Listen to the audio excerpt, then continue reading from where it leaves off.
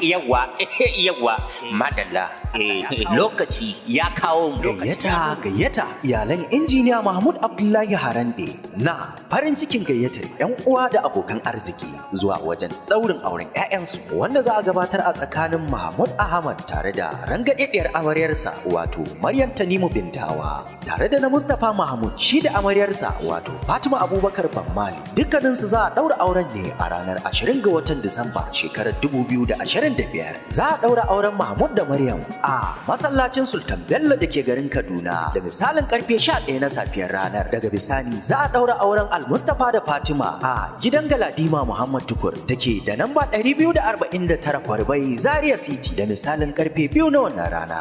Wannan sabon sanarwa ne daga injiniya Alhaji Abubakar Abdulaziz mai jama'a TCN Transmission Nigeria Limited. Allah ya bada ikon halarta. Amin.